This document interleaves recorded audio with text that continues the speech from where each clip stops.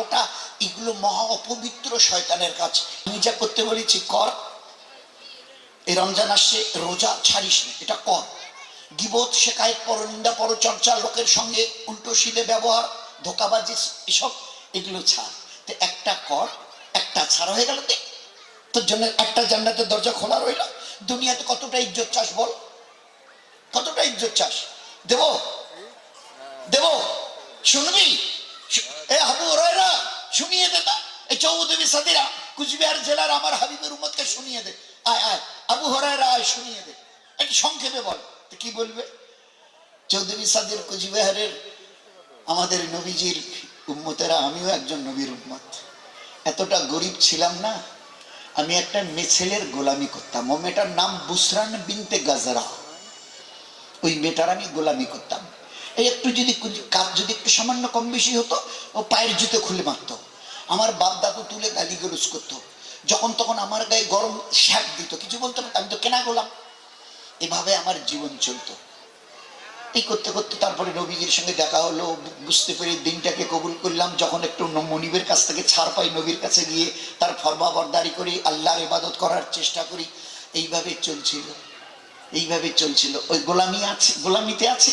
যখনই একটু ফুরসত পাই, নবীর কাছে চলে যাই দিনের কাজে হিস্সা নেবার জন্য।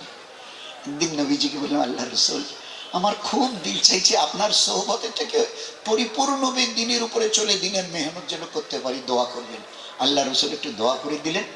আবু বকর রাদিয়াল্লাহু তাআলা অথবা অন্য একজন সাহাবী ওই তাকে বুসরান বিনতে গাজরার কাছ থেকে কিনে নিয়ে তাকে আজাদ করে দিল। সে আজাদ হয়ে গেল। এবারে যখন আজাদ হলো, নবীজির সোহবতে আছে, কিন্তু এবারে গরিব, চলবে কি করে? আল্লাহ পাক তার হাতে এমন বরকত দিল, আবু হুরায়রা, এই তোমার নাকি গরিবই চলছে, তো এই 9-10টা খেজুর, অল্প কটা খেজুর আছে এই থলেটাতে, কিন্তু গুনিস না, কোনো সময় গুনতে যাবি না, আর থলেটার মুখ খুলে দেখে দেখি তো কয়টা আছে। এটা কাজ করবি না, কাছে রাখবি, যখনই প্রয়োজন মনে করবি খাবি, যারাই তোর কাছে আসবে তুইও সবাইকে খাইয়ে দিবি, খাবি খাওয়াবি, খাবি খাওয়াবি, গুনতেও যাবি না, খুলে দেখতেও যাবি না। ধর। বলছেন যে আমি ওটা পকেটে রেখে চলাফেরা করতাম, যখনই মন চাইতো খাইতাম, লোক যখন 10-20-50 জন আসতো তাদের খাওয়াতাম। আবু হুরায়রা রাদিয়াল্লাহু তাআলা নিজের পাক জবানে বলেছেন, ওই খেজুর আমি 27 বছর ধরে খেয়েছি। ওই 8-9টা খেজুর 27 বছর ধরে খেয়েছি, আর যারাই আমার কাছে আসতো অকাতরে তাদেরকে খাইয়ে দিয়েছি। আল্লাহ আমাদের ওলামা হযরতদের জাযায়ে খায়ের দিন, তারা হিসাব কষে আমাদের শুনিয়ে দিয়েছে, কুচবিহারের উম্মতকে আমাদের ওর থেকে 42,000 কেজি খেজুর খাওয়া হয়েছে। তো আল্লাহ বলছে বরকত নিবি, গোলামিতে ছিল আজাদ করেছি, অভাবী ছিল বরকত দিয়ে জীবন ধন্য করেছি। এ তো গোলামের বাচ্চা, গোলাম কে তাকে চিনে, অপরিচিত ছিল, আমি মদিনার গভর্নর বানিয়ে দিয়েছি। 4 নম্বরটা শুনবি, যে মেয়েটার একদিন গোলামি করে পা টিপত, আমি আল্লাহ ওই তার মালকিন বুসরান বিনতে গাজরাকে বিবি করে এর কাছে পৌঁছে দিয়েছি। গোলাম ছিল আজাদ, অভাবী ছিল বরকত, অপরিচিত ছিল গভর্নর। এক কথায় সবাই যেন মদিনার গভর্নর কে? বলে হযরত আবু হুরায়রা রাদিয়াল্লাহু তাআলা আনহু। 4, যে মেয়েটার সে পা টিপত, আল্লাহ তাকে বিবি করে তার বাড়িতে পৌঁছে দিয়ে তার দ্বারা আবু হুরায়রার পা দাবিয়ে দিয়েছে। এই হচ্ছে দিন। আজও যদি দোস্ত আমরা আমাদের মা বোনেরা একটা কত বছর ধরে নাফরমানি করছি, 10, 20, 25, 50, যাদের বয়স আরো 70, 80, 90, এ আল্লাহ কোনোদিন তোকে আল্লাহ বলে এই শব্দটা কোনোদিন আমার মুখ থেকে বার করিনি। আমি 90 বছরের মুজরিম, খাতাকার, গুনাহগার, নাফরমান, সিয়াকার, রিয়াকার, বদকার, কমিনা। যদি বলো কুত্তার চাইতো আমি অধম। তোমার এই জমিনে থেকে তোমার নিয়ামত প্রতিদিন ভোগ করে আলো বাতাসে প্রতিপালিত হয়ে এই 90 বছরে তোমার নামটা নেইনি। আজ বুঝতে পেরেছি ভুল হয়ে গেছে। বেশি তওবা করার মতো আমার হিম্মত নেই খোদা, একটাবার তওবা করি।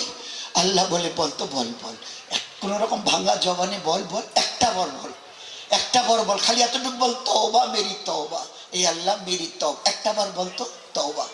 আল্লাহ বলেন আস্তাগফিরু রাব্বাকুম ইন্নাহু কানা গাফফারা। 90 বছরের গুনার বিনিময়ে একটাবার তওবা যদি করে নাও, আমি আল্লাহ ক্ষমা করে দেব। আমাকে কেউ রুখনেওয়ালা টুকনেওয়ালা সারা জাহানে কেউ নেই।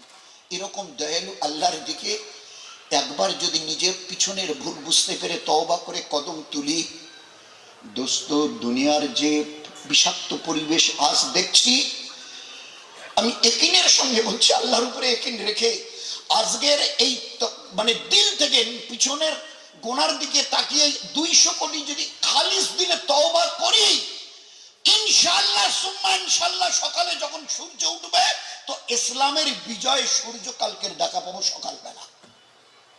খালি একটু ইরাদা নিয়ত করবি, দেখতো এ আল্লাহ যা ভুল হয়েছে, আমি মুজরিম, আমি ইকরারি মুজরিম, আমি স্বীকার করছি অন্যায় করেছি, মাফ করে দাও। তোর 90 বছরের গুনাহকে আমি একবার তওবার বিনিময়ে মাফ করে দেব, তুই আমার কাছে আয়, আমি তোকে রহমতের সিনায় আমি মিলিয়ে নেব। আর তারপরে দেখ দুনিয়ার হাওয়া যা বিষাক্ত হয়েছিল সেটা তোর কাছে সুমিষ্ট মনে হবে। হাওয়াকে বদলে দেব, আমি হাওয়াকে বদলে দেব। যেমন হুযায়ফার ওই চলার সময় হাওয়া বদলেছিলাম, দেখো শোনোনি হুযায়ফা এসে কি বলেছে, আল্লাহ রাসূল আমি তো খুব ওই ঠান্ডা কাবু হচ্ছিলাম, ওই দিন তো খুব ঠান্ডা ছিল, আপনি যখন বললেন যাও হুযায়ফা গিয়ে দেখে আসো, তো আমি বললাম এই ঠান্ডায় আমি যদি উঠি আর চলি তো আমি তো মরে যাব। কিন্তু আমি মনে মনে বলছিলাম না, আল্লাহর আর নবীর নাফরমানি জান থাকতে করবো না। ওই জায়গাটা একটু আগে আল্লাহ বার করালো যে আমরা খালি নিয়ত করি আল্লাহ যা করেছে আর নাফরমানি করবো না। তো আমি মনে মনে বললাম এতে যদি এই ঠান্ডায় জান চলে যায়, আমার গায়ে সোয়েটার নেই, কোনো চাদর নেই, কোনো শাল ফাল কিচ্ছু নেই, একটা মেয়ের বিবির একটা পাতলা, যা হয় হবে, মাছি বাঁচবো মরি মরি, কিন্তু আল্লাহ নবীর নাফরমানি করবো না। এই এরাদায় যখন আমি হাঁটা দিয়েছি আল্লাহ রাসূল এবারে 2-3-4 হাত যায়নি, ঠান্ডা হাওয়া চতুর্দিকে, আর আমার গায়ে এমন গরম হাওয়া লাগছে মনে হচ্ছে এই বিবির চাদরটা আর গায়ে রাখা যাবে না, এরকম গরম, চতুর্দিকে ঠান্ডা ঝোড়ো হাওয়া বরফিলা। আর ওই অবস্থায় আমি যখন চলছি তখন গরম গরম হাওয়া আমার গায়ে লাগছে। আল্লাহর জন্য কোনো মুশকিল নেই। তো আল্লাহ পাক চোখের পলকে ঈসা আলাইহিস সালাম একটা জামাত তৈরি করেছে, এক এলাকায় পাঠাবে, অন্য একটা মুলকে। সাথীরা বলল আমাদের নবী, পেয়ারা নবী, আপনি যে আমাদের ওই মুলকে পাঠাতে যাচ্ছেন, ওদের ভাষা আলাদা, আমাদের ভাষা আলাদা, আমরা যেটা বলি ওরা বুঝবে না, ওরা যা বলে আমরা বুঝবো না, ওখানে পাঠাচ্ছেন কি লাভ হবে? তো বললে আচ্ছা ঠিক আছে, আল্লাহ তোমাদের দ্বারা যদি কাজ করিয়ে নিতে চাই তো তিনি করিয়ে নেবেন, তোমরা দোয়া করো, তৈরি হও। ঈসা আলাইহিস সালাম দোয়া করলো, এরাও একটু দোয়া করে শুয়ে গেল। সকালবেলা যখন ঘুম থেকে উঠেছে, যে দেশে যাওয়ার কথা ছিল সবাই, যে কয়েকজন সাথী সবাই ওই দেশের ভাষা বলছে, সবাই ওই দেশের ভাষা বলছে। আল্লাহর জন্য কোনো মুশকিল নেই। আজকের যে শক্ত বিষাক্ত হাওয়া বইছে, আর যদি ঈমানওয়ালা আপনি আমি আমরা আমাদের বাচ্চা বাচ্চিরা একটু যদি তওবা করি, জীবনটাকে একটু মন চাই চলছিলাম, একটু রব চাই চলার এরাদায় যদি নিয়ত করি, আসমান থেকে আওয়াজ আসবে, আমার হাবিবের উম্মত, আনা ইনদা জান্নে আবদি বি, আনা ইনদা জান্নে আবদি বি। আমি আল্লাহ তোর নিয়তের সঙ্গে, তুমি নিয়ত করেছো আর নাফরমানি করবে না, আমিও আল্লাহ কথা দিচ্ছি তোমাকে কেউ আর ঝুটলাবে না, তোমাকে কেউ আর দুনিয়ার কোনো মাখলুক আর তুচ্ছ তাচ্ছিল্য ভাবতে পারবে না। হ্যাঁ, তোমাদের আজমা, তোমাদের বুজুর্গি প্রত্যেকের দিলে আমি দিয়ে দেবো, হাইওয়ান জানোয়ার গাছপালা সবাই তোমাদের বুজুর্গিকে এক বাক্যে মেনে নেবে। চেষ্টা করবো ভাই ইনশাআল্লাহ। কারা কারা চেষ্টা করবে একটু একটু একটু, তো সবাই আমরা, এগুলো কেউ তো নেই, এ তো নয় বলে আমি আসমান থেকে এসেছি, তো এই জন্য অন্তত পক্ষে সবাই মিলে একটু, না কতদিন আর এইভাবে বিষাক্ত হাওয়ার কতদিন নেব আর ফেলবো বলেন তো? ঘরে আর বাইরে একটা এমন হাওয়া চলছে, ছেলেটা গেল ফিরবে কিনা, মেয়েটা গেল ফিরবে কিনা, 8.5 লাখের একটা খবর তো শুনিয়ে রেখেছি অনেক আগে। এইভাবে আর কতদিন চলবে? পিঠ যে দেয়ালে ঠেকে গেছে, আর যে পিছনে যাবার জায়গা নেই।